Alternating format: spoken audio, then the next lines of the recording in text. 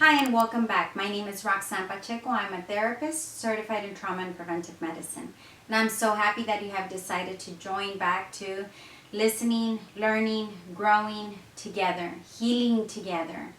I want for you to be very aware that this community right here, it's all about becoming a tribe who heals together, who believes in the capacity to heal. The last video I did, if you were able to listen to it, I talked about narcissistic abuse. This month, the month of October, is a month where we are honoring those who have gone through this struggle. Many times they went through it alone.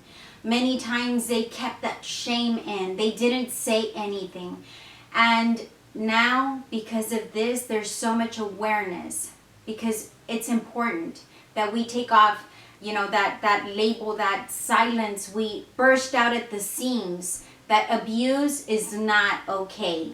You are not to live your life with abuse.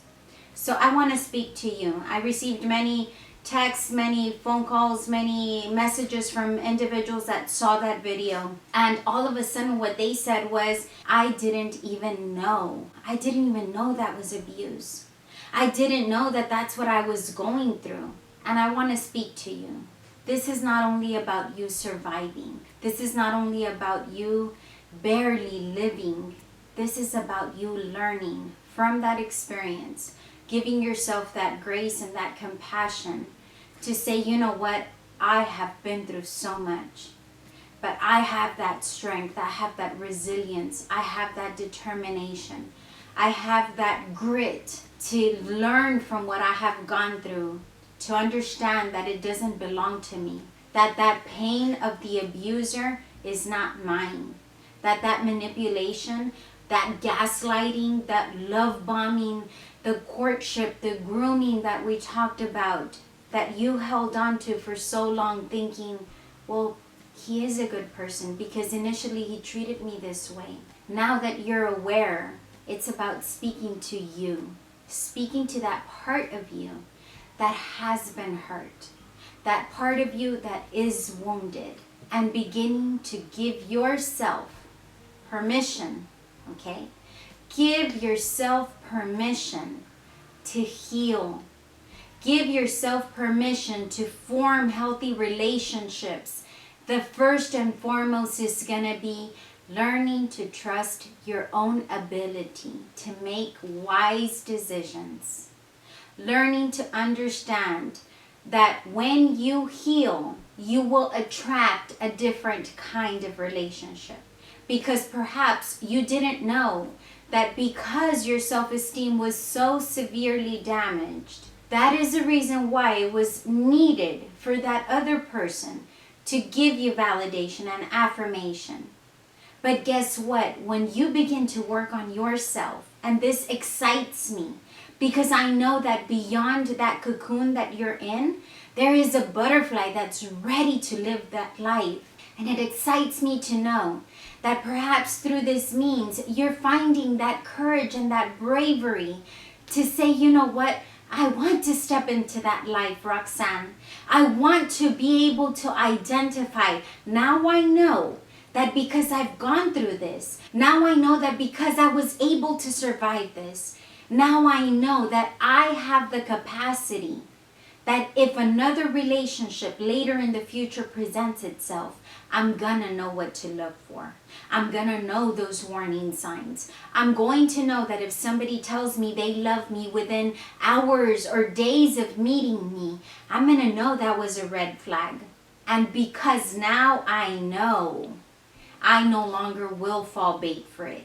I will no longer be anchored by that. Now I know that I have the capacity to step away and to say, nope, not again. So this is for you. You are not only supposed to survive. We honor survivors of domestic violence. We honor you. But at the same time, we empower you as a survivor to become a thriver. I empower you I speak that life into you, knowing and believing that God is going to breathe it into existence for you. I believe that you have that capacity to heal. I believe that you can begin to change generational patterns for your family. I believe that you will teach your children that you, mom, or you, dad, or you, single person who has been struggling through this, you have what it takes to teach those children around you that there is more to abuse than what the abuser left you with. There is more to that story, because guess what? This is where a new chapter opens up for you. This is where that awareness brings life for you to take ownership, for you to get that pen and for you to begin to write your story. It's not what that person said. It's what you now choose to do with it. It's what you now allow God to do through that story. So I hope and I pray that this will speak life to you. Remember, you are so valued. You are so important. And you have so much more courage than what you even give yourself credit for. My heart goes to you. Remember, you're not just a survivor. Now you're a thriver. Until next week, I look forward to seeing you for one more chance to learn, grow, and heal together. Remember, if you have not subscribed yet, go ahead and subscribe. Ring the bell so that you can receive videos as they're coming. And if you have anything to share with me, please, I know it's a delicate subject, send me an email if you would like for your privacy to be kept as such. I look forward to seeing you in 1 week. Once again, my name is Roxanne. Remember, trauma is real and so is healing.